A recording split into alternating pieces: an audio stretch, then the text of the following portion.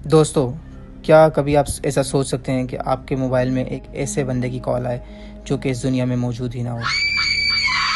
बिस्मिल्लाहिर्रहमानिर्रहीम, अस्सलाम वालेकुम। अजीज़ दोस्तों, ये कहानी है फ़रहान की, जो कि एक मल्टीनेशनल कंपनी में as a property consultant job करता है।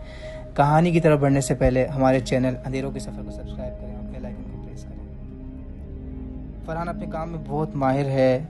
इसके काफ़ी सारे कस्टमर्स हैं जो कि मुख्तलिफ प्रोजेक्ट्स में इन्वेस्टमेंट करते रहते हैं उसके साथ।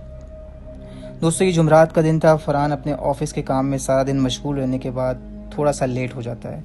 फ़रहान वापसी का इरादा करता है और अपना बैग पैक करने लगता है कि अचानक से इसके फ़ोन की बेल बजती है और स्क्रीन पे देखता है इस बार जो कॉल थी वो रज़ाक साहब की थी, जो कि फ़रहान के कहने पर काफ़ी प्रोजेक्ट्स में इन्वेस्टमेंट कर चुके हैं।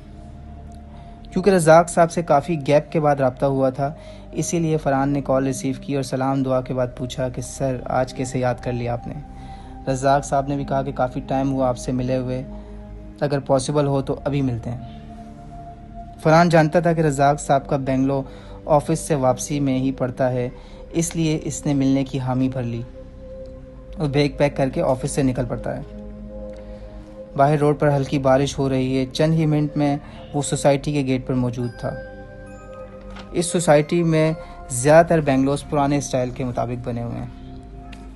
फ़रहान रज़ाक साहब के गेट तक पहुंच जाता है और उनके गेट की बेल बजाता है।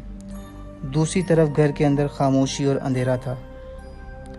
दोस्तों, दोबारा बेल बजाने पर कोई गेट की तरफ आता हुआ महसूस होता है और फ़रहान को एक बूढ़ी औरत की आवाज़ आती है कि कौन है। फ़रहान जानता था कि रज़ाक साहब अपनी वाइफ के साथ यहाँ रहते हैं, इसलिए फ़रहान ने कहा कि मैं फ़रहान हूँ और रज़ाक साहब से मिलने आया हूँ। ये सुनकर गेट के पीछे मौजूद औरत हैरानकुन आवाज़ में दोबारा पूछती है कि आपको किससे मिलना है। फ़रहान फिर अपना तारुफ़ करवाता है और आने का मकसद बताता है, मगर अंदर से जो जवाब आता है वो सुनकर फ़रहान को शौक़ लगता है, क्योंकि दोस्तों, उस औरत ने कहा कि रज़ाक साहब को तो मरे हुए 3 माह हो चुके हैं।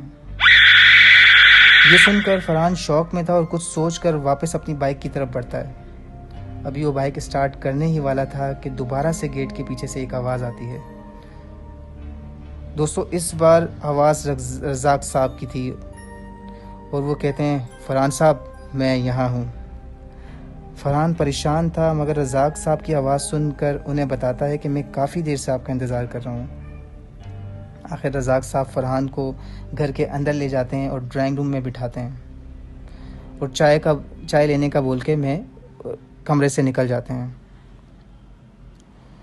दोस्तों, घर के अंदर सिर्फ उस रूम की लाइट जल रही थी जहां फ़रहान बैठा हुआ था। अभी रज़ाक साहब को रूम से निकले हुए चंद ही मिनट हुए थे कि एक औरत, जो कि रज़ाक साहब की वाइफ है, अचानक से रूम में आ जाती है। फ़रहान उनसे सलाम करता है, मगर वो हैरानी के आलम में कहती है कि आप यहाँ कैसे आए। फ़रहान उन्हें बताता है कि मैं रज़ाक साहब से मिलने आया हूँ और उन्होंने मुझे अंदर ला के बिठाया है और वो चाय लेने गए हैं।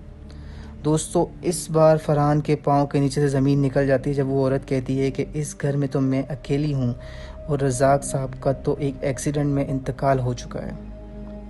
फ़रहान एक अजीब कैफियत में चला जाता है और खौफ के मारे उसका बुरा हाल हो जाता है। फिर अपने आप को संभालता है और आयतुल कुर्सी का वर्द करने लगता है और गेट की तरफ चल पड़ता है। फ़रहान को अपना हर कदम भारी महसूस होता है, जैसे कोई चीज़ उसे वापस खींच रही हो। आखिरकार वो बेंगलोर से बाहर निकल जाता है और बाइक स्टार्ट करके सोसाइटी के गेट तक आ जाता है। उसे इस हालत में देखकर सोसाइटी का चौकीदार पूछता है कि आखिर क्या हुआ है तुम्हें, और उसे पानी पिलाता है। फ़रहान अपनी सारी कहानी उसे सुनाता है। उसकी बात सुनकर चौकीदार अजीब नज़रों से फ़रहान को देखता है और कहता है कि क्या तुम सच में रज़ाक साहब के घर गए थे। फ़रहान कहता है, जी, मैं रज़ाक साहब के घर गया था और उनकी कॉल आई थी मुझे। इसके बाद चौकीदार ने जो बताया वो इंतहाई हैरानकुन था। दोस्तों, चौकीदार ने बताया कि रज़ाक साहब और उनकी वाइफ का तो 3 माह पहले एक रोड एक्सीडेंट में इंतकाल हो गया है और उनका बेंगलोर तो खाली पड़ा हुआ है और लॉक है। फ़रहान भी हैरान था।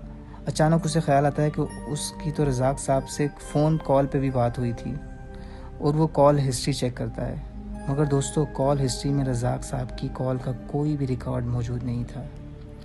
ये वाक़या फ़रहान के लिए इंतहाई खौफनाक था और वो 1 हफ़्ते तक बीमार पड़ा रहा घर पर। आज भी वो शुक्र अदा करता है कि उसे कुछ नुकसान नहीं पहुंचा।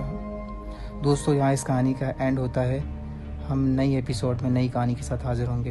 अल्लाह हाफिज़।